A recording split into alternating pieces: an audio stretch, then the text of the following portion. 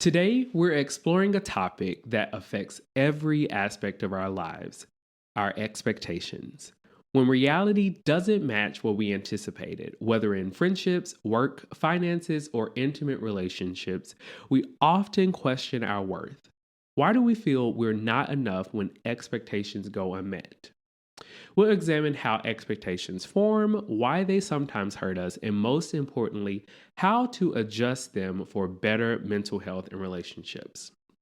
Remember our whole U pyramid? Today, we'll connect expectations back to that framework and see how they often stem from our inner child's unmet needs. I'll guide you through addressing, adjusting, and applying new perspectives across crucial areas of our lives. Let's begin this journey toward healthier, more compassionate expectations of others and ourselves. Welcome to Adjusting. Welcome to Adjusting, a safe space for candid conversations about mental health and well-being with your host, Justin G. Nelson. Whether you're recovering from trauma, redefining your purpose, managing mental health, or simply craving more authenticity, this show is for you. I hope something resonates with you and helps you on your own personal journey. So sit back, relax, and let's start adjusting. And we're back with another episode of Adjusting Podcast with your host, Justin G. Nelson. And I am very excited for this episode today. It was a process to get this thing out. I'll just be very honest with you all. I recorded it once. It didn't resonate. It wasn't authentic. I recorded it again. It recorded in slow motion. TJ texted me and said, the audio isn't lining up with the video for some reason. And it's in slow motion. What happened? God was just like, that ain't the episode I want you to put out. I want you to sit with it just a little more. And sometimes when I am coming up with my episodes, I'm able to really have a good 2-hour brain dump where I just write down every topic, every subtopic, quotes, things from books. I pull inspiration from a lot of things, and I tend to equate that to just my multi-hypheness. Like this week alone, I went to an AI conference, workshop, and some things happened at church, good things. Life is full of, I don't want to say life is full of lessons. Life is full of experiences. And within those experiences, I tend to find, lessons that I can share with you all based on mental health and or triggers or things that pop up for me that I'm just like, I need to process this a little more. And it's just part of healing. It's a part of that new level that we often come to once we've reached a point in our healing journey. Okay, that was a long sub intro. So sorry. Hi. Welcome back to Adjusting Podcast, where this week we're talking about adjusting your expectations, and not just in friendships, but this episode will touch on sexual expectations, professional expectations, financial. And again, a lot of this was inspired by my therapy session and some other encounters. So buckle in, okay? Before we get to our breathing exercise today, I want to do our regular announcements and shout outs. Shout out to TJ Bolden with Tea with TJ Podcast for editing my podcast. And also, please support him. I do have a few updates with things. Adjusting is expanding. We are now on Substack. I created a post show kind of thing on Substack. I'm just trying to take up space. I'm trying to get eyes on the podcast because I really love doing this and I want more people to know about it. So on Substack, I put the link in the bio or the description in the bottom or wherever you're watching this. You will see it. It's a Substack and a link. It's called Adjusted Perspectives. Basically, it's just a recap of the show with additional information, books that I've referenced, any links or other YouTube videos. I'm restarting with season 1 so that we can catch up to where we are now. So that will be posted on Tuesdays. So like an episode post Monday, the recap will post on Tuesday. Just try to space things out. And then I created a TikTok page. I created this page solely for professional purposes. I want to be able to capture analytics from various platforms to present to people when I'm looking for sponsorships and brand deals and things like that. So I just want to make sure I have separate analytics from my personal page, because my personal page, I talk a lot about books and other things not related to the podcast.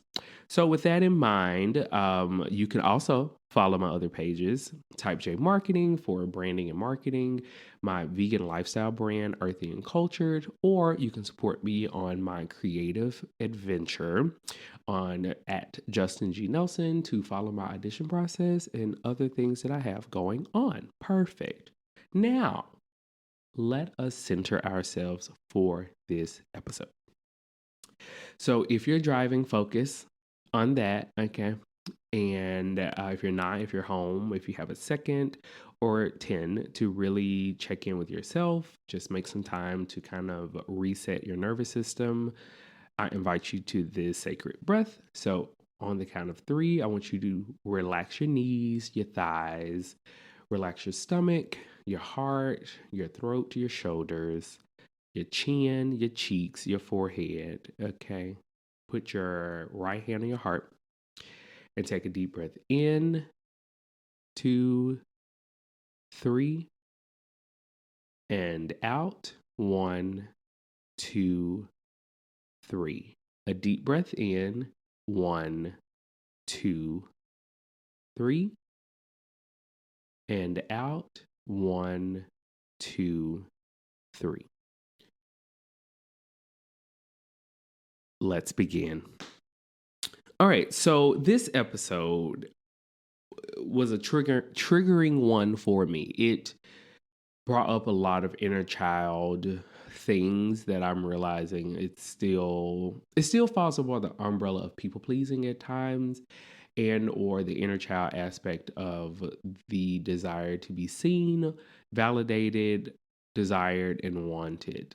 But first, we're going to talk about addressing expectations in friendships.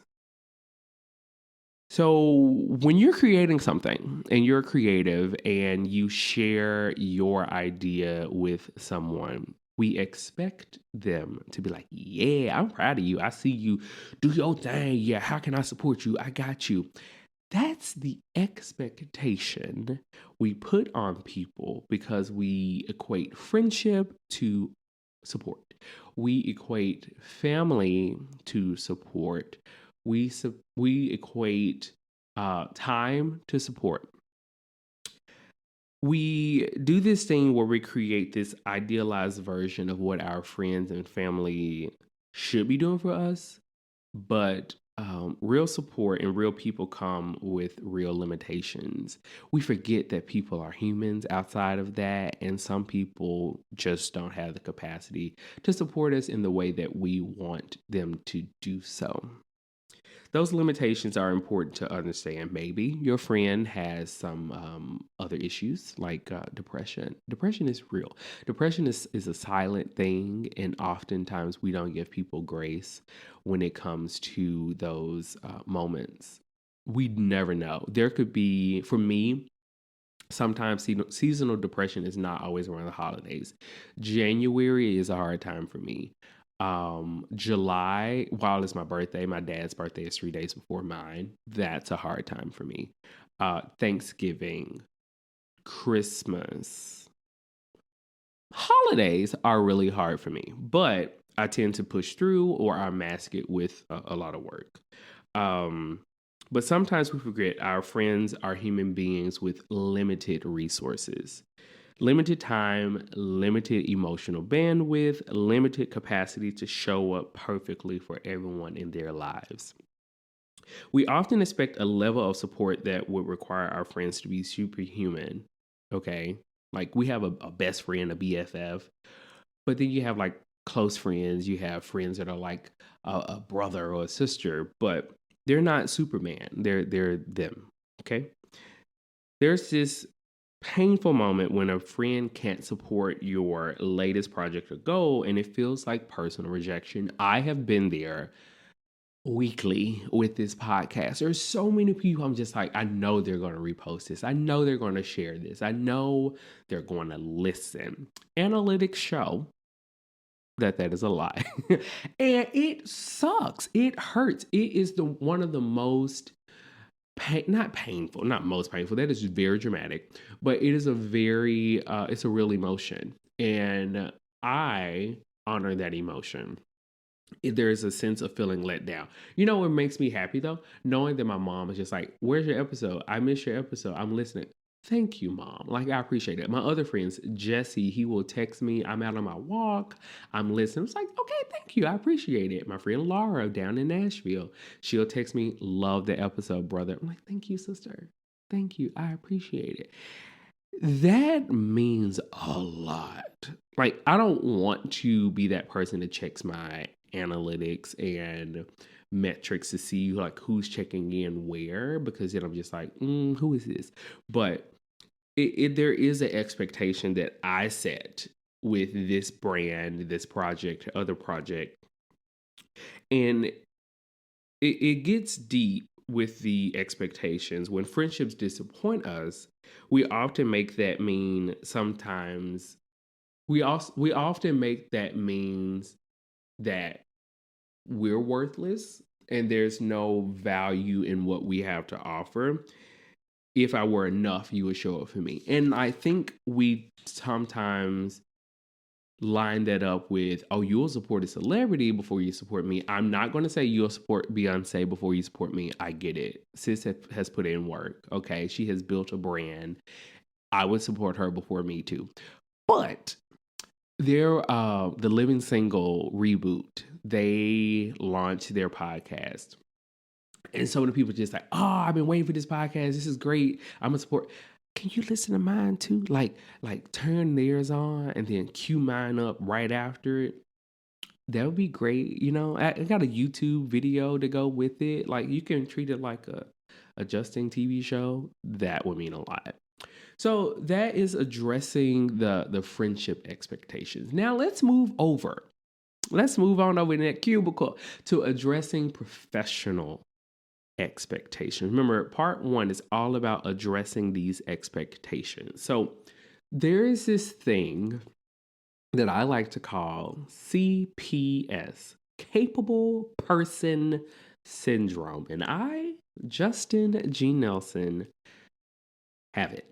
I have had that syndrome since birth, I'm assuming. I may or may not have shared this story with y'all before, but in the third grade, my third grade teacher, Miss Lewis, she listen. I was a scholar. Okay, I was a scholar. I graduated valedictorian of my elementary class, even though they spelled my name wrong, and she had me tutoring kids in the third grade. And because I was the capable one in the class, and I was the one that was always done with their work early and made a 100 and an A, and I grasped the information, I was able to help my peers.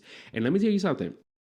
Okay, Curtis, there's this name. Curtis was just like, I don't want nobody in this class to help me but Justin.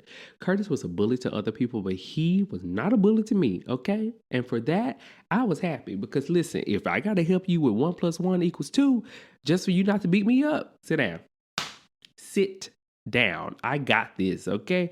But when it comes to professional expectations, and I go through this at church, and if you go to my church, you listening to this, you know, okay? I am always the just let Justin know and he'll get it taken care of. Yeah, I know I work here part time, part time. Or hey, Justin, I have a idea for something. Why are you telling me? Oh, you know you're creative. You're that multi hyphenate. Yeah, that. And I really want you to use your creative mind because it's just so beautiful to see what you create. Stop looking. Stop looking. Get somebody else to do it. Okay, I'm tired. But by a show of hands, by a show of likes or a show of shares, How many of you also identify as the capable one in your professional space? It ain't all it ain't all it seems to be. I think that's what I was trying to say. Yeah. Being good at what you do is supposed to be rewarding, but instead, you've become the difficult solution to everyone else's poor planning. Yeah, I work well under pressure, but it's because I created the pressure, not because you waited until the last minute to put something together and now it's my responsibility to make it look like you've been planning this for the last 3 months. That's not fair. You know, you've got capable person syndrome, CPS, when people look shocked that you can't drop everything to save the day. That's when those boundaries come in. That's when you say, I'm sorry, we just won't be able to do that this time. It's not in the cards. I don't see it. The tricky part is how we start believing that our value is tied to being needed, that your worth comes from how many fires you can put out for other people. When was the last time you said no to a last minute request? I said no the other day. It wasn't, was it it was something that happened in my home church and it required, it was going to stress me out. And I told my mom, I said, this is creating some anxiety for me. So I'm just going to say, no, I don't think it's necessary. She said, okay. I was like, yes, thank you, mother. Thank you for having my back. But that is a huge thing that we will talk more about in the second section when it comes to adjusting your expectations. So, my people with CPS, we're going to get through this. Now, moving on to something that my therapist and I talked about when it comes to finances is financial expectations. We think, this is me being transparent, from March to now, I was working for number four, part-time jobs. My church, University of Memphis, my clients, and my merchandise job. And recording this podcast. Y'all, I am tired. Was tired. And people equate my business and my multiple streams of income to me having all this money. I thought I did. I was really like, yes, I'm setting myself up. I'm going to be in a good place financially. Let's get real about this hustle culture for a minute when it comes to the idea that if you work hard enough, you'll be rewarded for it. How is that working for most of us? How is that? I'm going to be a social media creator and I'm going to post 3 times a day and I'm going to do this. How is that working? We've been sold this narrative that constant productivity equals success, which equals happiness. But many of us find ourselves in burnout while waiting for someday to actually enjoy our lives. We talked about this in adjusting to burnout. We talked about this in adjusting your energy. We talked about capitalism and how it's just it robs us of so much joy and experiences that we want to have. But here's a question worth asking. What is enough success for you? And does that target keep moving every time you get close to it? I'm pausing because I be hurting my own feelings when I be asking y'all these questions. Again, what is enough success for you? And does that target keep moving every time you get close to it? Whose bar, who are you basing your bar off of? Is it social media? Is it another celebrity? Is it a peer? Or is it just you, like in your level of happiness?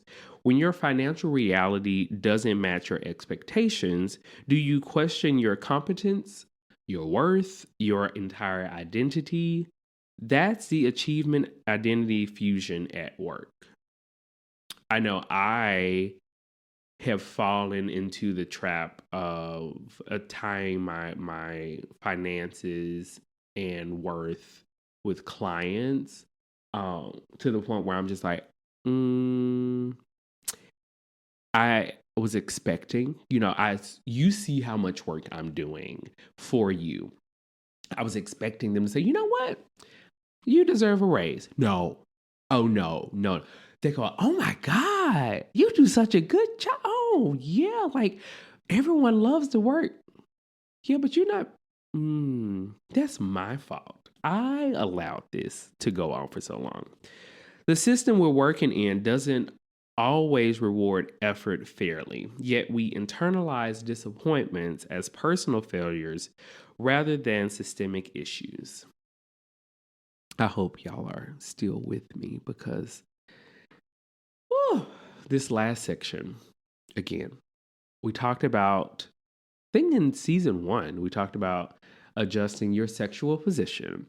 I try not to talk about sex a lot on the podcast. I don't want people to be uncomfortable, but it's a thing. So we're going to talk about addressing your sexual expectations. I shared again the concept of sexpectations and having that conversation with your partner or whomever you are intimate with.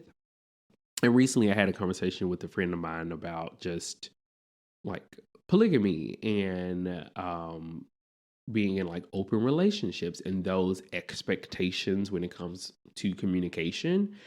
Um, but let's dive into something many of us struggle with but rarely discuss openly: our sexual expectations and what happens when they're not met. So much of what we experience in our intimate relationships come from weird places, from porn, media that isn't realistic, past experiences that may not have been relevant, and assumptions we never actually communicate. You might have problematic sexual expectations if you're chronically disappointed, but never actually talk about it. You may have kinks and fetishes that you're into, that your partner is into, or you may have needs, sexual needs. It doesn't have to be penetrative sex. It can be just intimate things that aren't being met because you're not talking about. Like communication and sex is, they go hand in hand. See, they were sisters, and you need to be able to communicate those needs in a safe, healthy way, because that's why people cheat. Okay, y'all not talking about stuff. You're like, wait, he should have knew what I need. Man, bro, she wasn't doing this for me, and I. Does she know that? Does he know that? Like, I just need y'all to talk about it before y'all go walking out the front door or the back door or bringing someone else into your space. See, people don't value the bedroom as a sacred space. That's why I name my Alexa speaker as safe space. If I said that name too loud, she would have popped on. But the rejection or mismatch hits differently because we've been taught that sexual desirability is somewhat tied to our fundamental value as people. Man, that kind of goes back to slavery. And for black people, if you're black, yes, because we were often valued by the size of our body parts. For men, it was your penis. For women, it was your butt. And that expectation or that sexual worth that we brought to people as a fetish became a trauma, but now it's being worshipped at times, not everyone, with BBLs and in rap music. And someone mentioned this the other day. I think it was in a book I was reading. I think, yeah, I just finished the book Black on Black by Daniel Black. And it talked about how a lot of times women are hypersexualized for their body, but not sexualized for their mind. And that the level of expectation comes where if she got this body, then I know she can do this. But instead of, if she talks like this, then I know her worth or her emotional energy is like this. There's just like a disconnect when it comes to things. So let's move on to section 2, adjusting expectations. We're going to go back to adjusting your friendship expectations. What if we started looking at friendships more like a diverse portfolio rather than expecting one or two people to fulfill all of our needs? A friend of mine once shared that they have friends for certain sections of their lives, friends who may or may not be more experienced in a topic than other friends, and they just know they can go to their person about that one thing. Your college best friend might be amazing at deep conversations, but terrible at practical support. And that doesn't mean they're a bad friend, but just a specific kind of friend. Like my college friends, I can talk to them about music because we were all music majors. We lived and breathed music. I can say, hey, Eric Whitaker just released a new version of Sleep, what with a different title. Have you listened to it? Maybe let's jump on a Zoom or FaceTime and do a choral analysis of it so that we can see how that really works and which one is best. I can't call nobody else and do that with them. They would say, what the hell is a choral analysis and why do I care? You know? So I can expect everyone to be excited about my love for choral music. People's capacity to show up for us changes with their life circumstances, their new job, their new health struggles. I don't support the new relationship theory, okay? Because some of y'all ghost your friends, and that is not fair because you will tell us everything that we didn't ask for about this new boo that popped up in your life. Y'all get in this little newlywed phase, and then nobody hear from you and just like, hey, just checking in. Oh, I just been so busy with. You weren't so busy telling me everything. You weren't so busy calling me when they didn't do this or they didn't bring you flowers or they forgot this. But when things are good, you're busy. And then when y'all break up, you back on my phone. I don't want to talk to your ass no more. Anyway, um, here's the mindset shift that changed everything. What if your friends' limitations aren't reflections of your worth, but simply their own humanity? They're humans. I am still wrestling with that. Thank you, therapist, for sharing that with me. Instead of asking, why aren't they meeting my expectations? Try asking yourself, are my expectations aligned with what this specific relationship can realistically offer? Not saying you've outgrown them, but just saying y'all are on two different wavelengths, and there are some topics and issues I don't even think you can comprehend. Because, and this is no shade, some of y'all operate on a different mindset when it comes to support or love or finances or health. And it's just like, ooh, I think you see an old version of me. And I'm a new person, quote unquote. So I need you to either keep up or we there's only so much we can talk about. And it is no shade.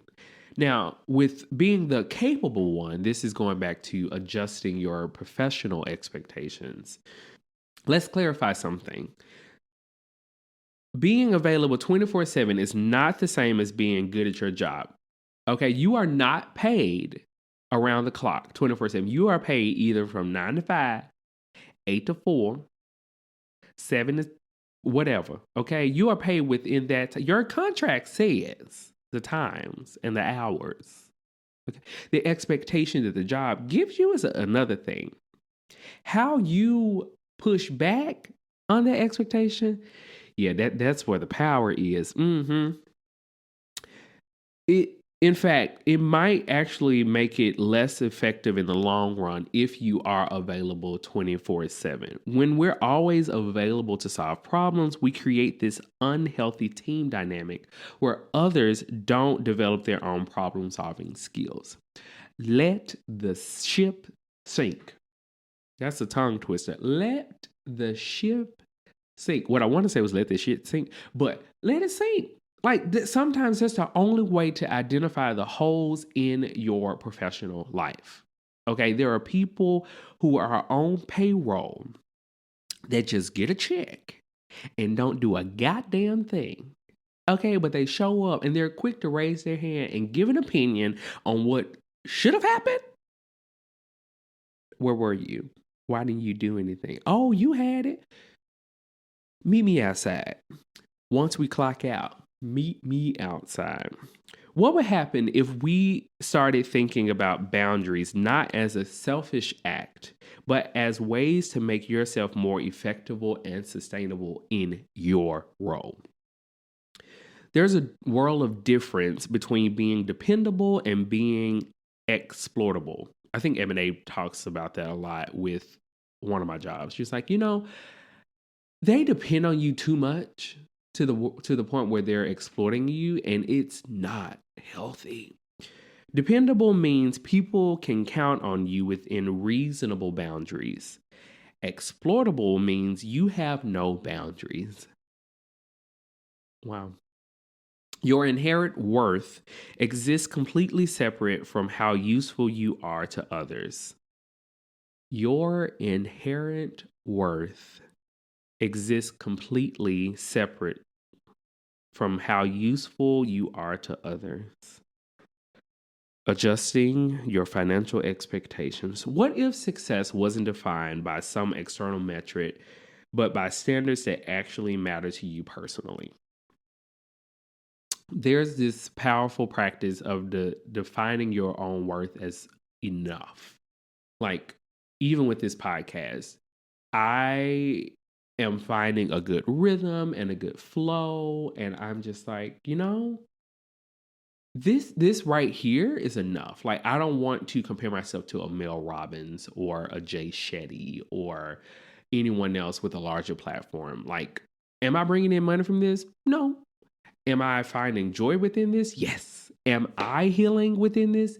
Yes. Is this giving my friends something else to do creative? Absolutely. That is a metric that I will not see in my analytics, but it's something that I can measure with my happiness and my emotional energy meter.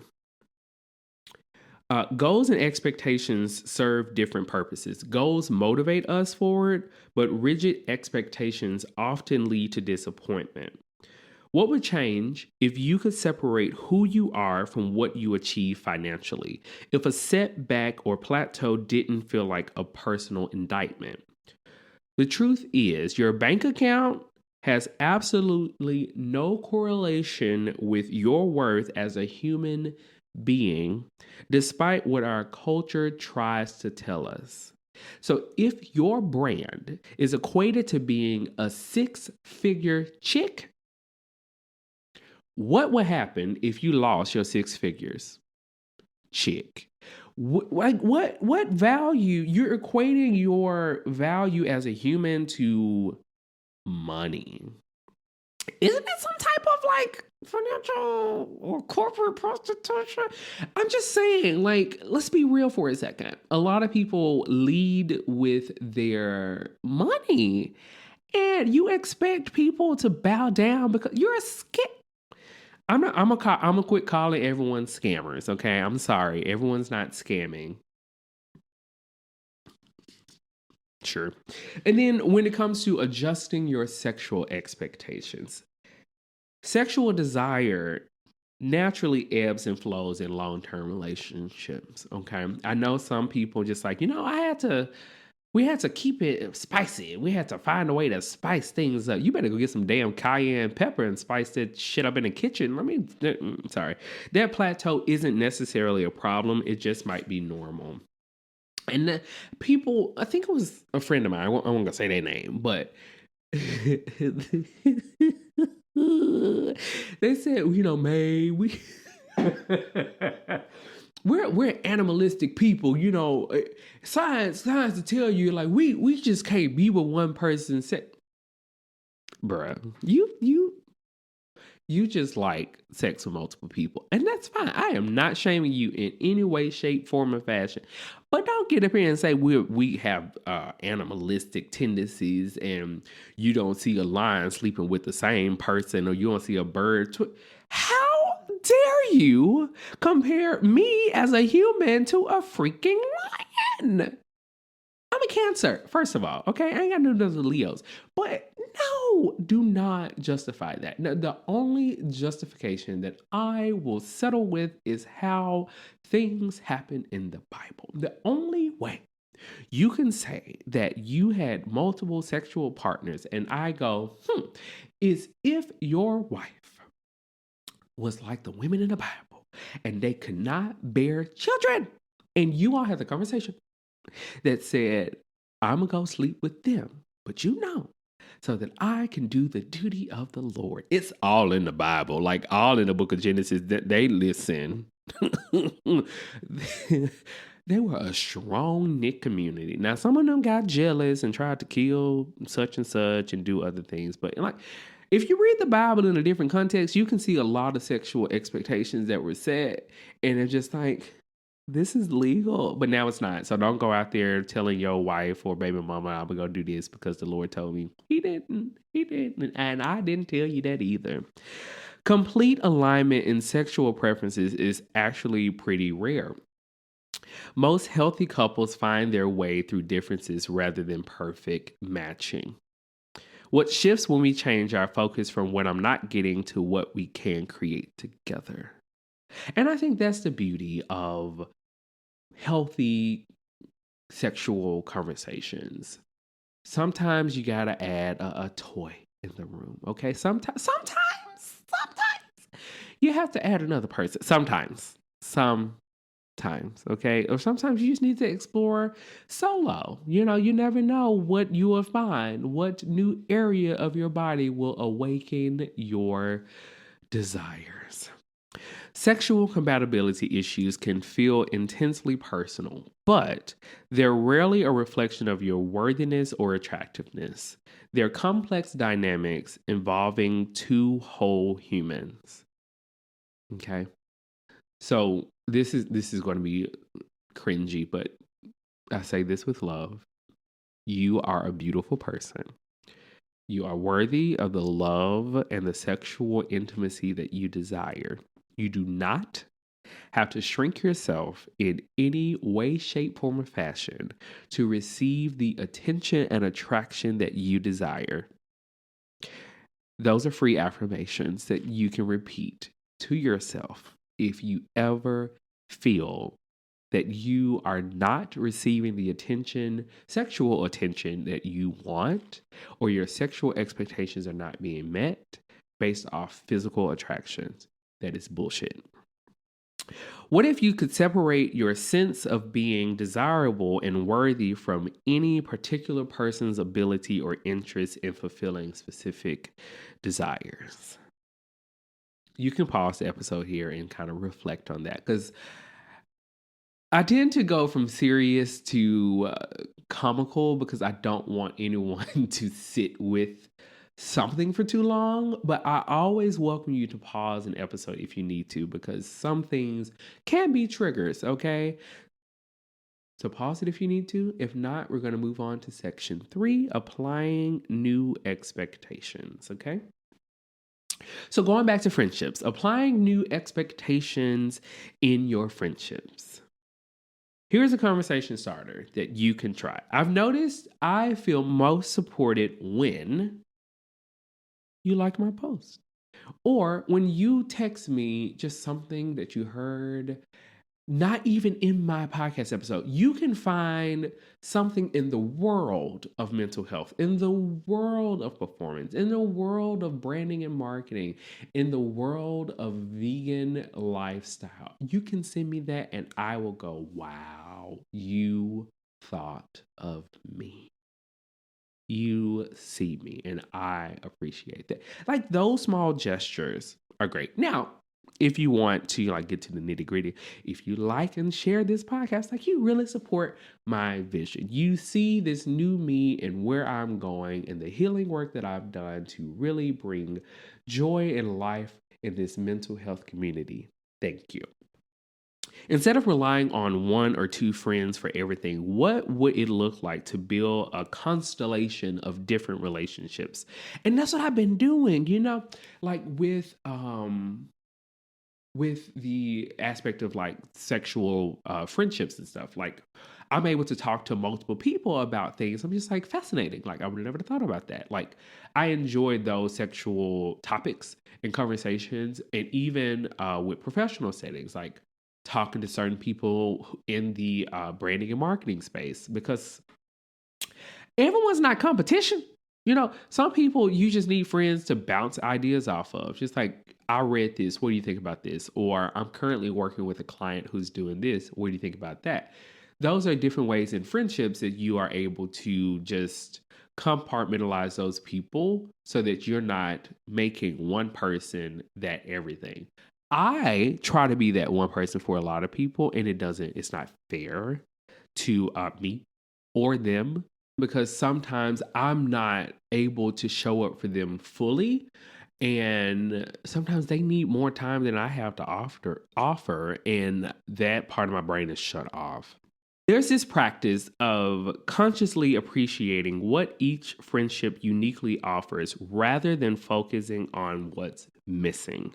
When friendship disappointments hit hard, try this validation practice. Someone else's inability to show up for me doesn't diminish my worthiness of support. That's a lot. That is something that my therapist shared with me just to keep me inspired to keep doing everything I'm doing. I have like a small handful of people I know. As soon as I post something, they're going to like, they're going to share, they're going to tag, they're going to engage, because they get it. They understand truly what those things mean, not even from a friendship POV, but as a content creator. They know perfect engagement. This is going to help him get some more views, yada, yada, yada. But it's just those friends outside of that bubble. When they do it, I'm just like, wow, I really appreciate you. What would change if you became your own best friend first? Treating yourself with the kindness and understanding you wish other people would show you. With applying new professional boundaries as the capable one, let's talk about some scripts for boundary settings that don't damage relationships. So instead of saying no or hell no, try, I can't take that on right now, but I can help you find another solution. I think that is the most corporate response to no. I don't have mine is I don't have the mental capacity to do this right now, but I'm but I'm sure you can find someone else. Shifting others' expectations of your availability takes time. Start with small boundaries and gradually expand them as people adjust. Instead of solving problems for others, try this. What solutions have you considered thus far? What have you done this far in the process to get to where you want? What do you feel is missing? And what action steps are you doing to get there? This is asking them questions to shift their mindset so that they get out of this tense state of meeting the deadline in really focusing on the process of getting it done. Like every project has the same steps. You brainstorm, you research, you do a draft, you present the draft, you edit it, you present it, you offboard. That's it. Shout out to Google for my project management certification. When people push back against your new boundaries, and they will, remember that their discomfort doesn't mean you're doing anything wrong. Create a worth affirmation that resonates with you and repeat it daily. My value exists independently of my productivity. My value exists independently of my productivity. Or I am worthy whether I help everyone or no one today. I am worthy whether I help everyone or no one today. Y'all are getting a lot of affirmations this episode. When it comes to applying new financial expectations, what would it look like to actually turn off notifications after 6 p.m., to take your full lunch break away from your desk, to go outside and eat lunch? Finding meaning beyond money might look like asking yourself, what did I contribute today that felt meaningful regardless of what I was paid for it. And that sometimes is where I get stuck. Um, and I think in my Bible reading plan, it talked about like worth, work versus rest. If you are happy doing something and you do something from a good place, you're operating in a mindset of rest, because in the Bible, when God worked and created the earth, he rest on Sundays, but then the Sabbath became a day of rest. But people started doing like worship services on Sundays. It's like, oh, you shouldn't do that. I'm resting in the Lord on this day as I worship. It's not work, that's worship. But when worship becomes performative, that becomes work. You've missed the mark. Okay. But if we go back to adjusting our financial expectations or even professional and spiritual expectations, we have to find that shift from work to rest and from capitalism to living life for you. Try this daily abundance practice. Before bed, name 3 things you have enough of right now, even as you work towards your future goals. Financial setbacks hit our self esteem hard. When they happen, try this. This is a temporary situation that reflects economic conditions, not my personal value. Please be gentle with yourself as we go through whatever is coming with these tariffs and this recession that is allegedly coming. Like, really be gentle. What would change if you celebrated your non monetary contributions as valid measures of success? Your care for others, your creativity, or community involvement? And lastly, applying new sexual expectations. Try starting with curiosity. I'm curious about what makes you feel most connected during intimacy. I think mine is cuddling. Cuddling used to be, I used to feel smothered. I used to feel like, well, I get hot very quick. Like even now I'm like sweating. But there was a lot of trauma associated with cuddling, like just being touch, physical touch. So I had to ease into that. During times of mismatched desire, maintaining emotional intimacy becomes crucial. What non sexual forms of connection could you prioritize? It starts with asking whether both people acknowledge the issue and want to address it. Building resilient self image means separating your sense of attractiveness from any one person's response to you. So, another free affirmation. My desirability isn't determined by any single person's desire for me. Do that. Do that in the mirror naked, and I promise you, it will make you feel like a brand new person. I don't know where I got that from. I think it was Sex, Love, and Goop. When people say when you are like raw and honest with yourself when it comes to your sexual needs and you do it naked in front of a mirror, it's like mirror work. I think we talked about that. Jesus, season 1, when I talked about shadow work, that's a form of that healing. It's standing in the mirror and saying those affirmations when it comes to like your physical body or your sexual desires. It creates this window of healing for your mental and emotional needs. So again, in the mirror, say, my desirability isn't determined by any single person's desire for me. What one small step could you take this week toward a more honest communication about your needs and boundaries for your intimate relationships? I'm proud of you. Now, this last thing I want to just throw in here really quick, and I may make this a separate episode, like a part 2, which would be adjusting your inner child, but that's some deep work.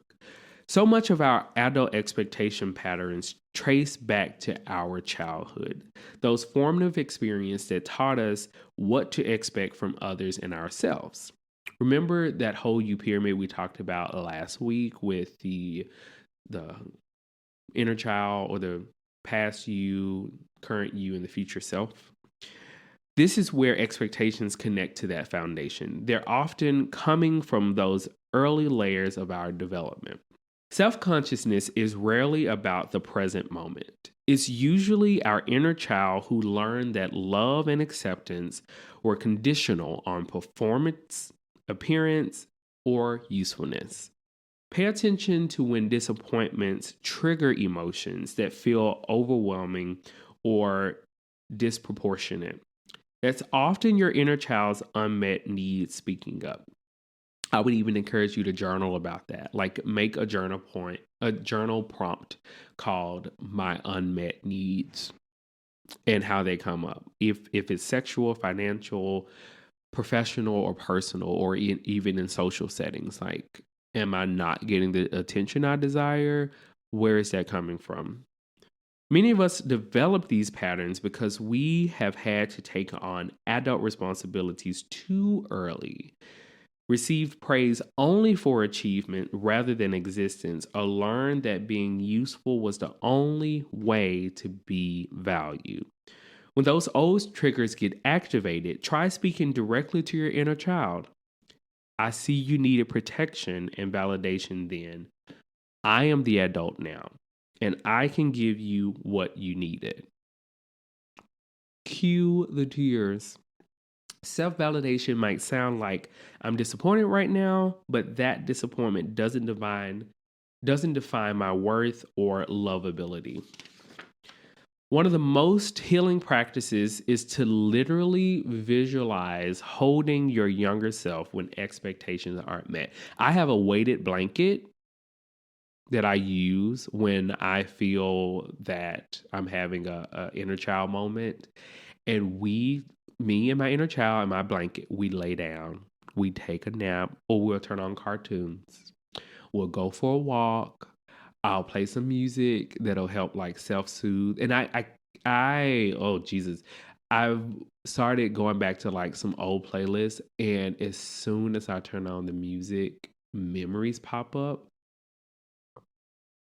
Ooh, you talking about heavy work? I'm like, do I want to listen to this right now? I don't.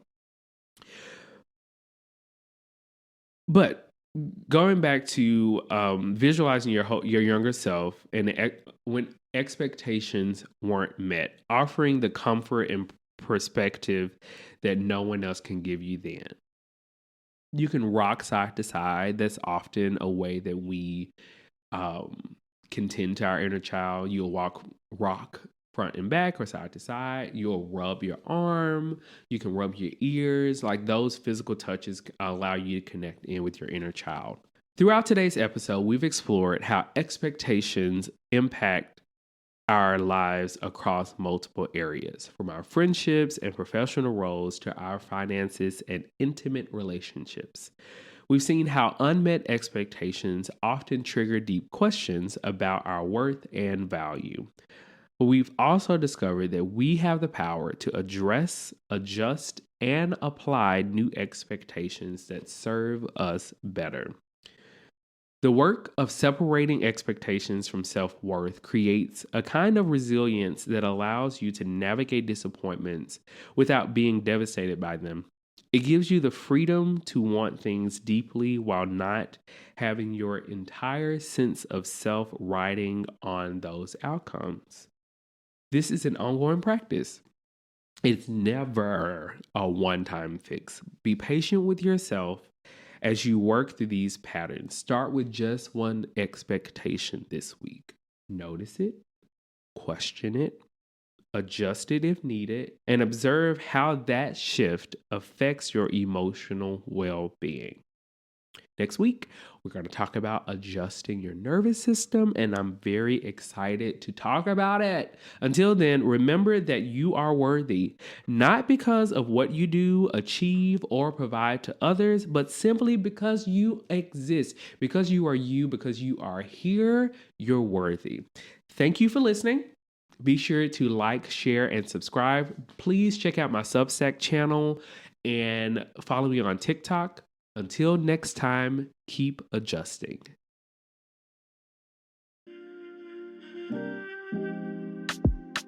Thanks for tuning in to this week's episode. I hope you take something away to help you make the adjustments you need. Before you go, please take a quick second to share this with someone you care about. And if you can, please leave a 5-star rating and review on whatever platform you're listening to this on. For more information about adjusting or to inquire about being a guest, head over to adjustingpod.com. Until next time.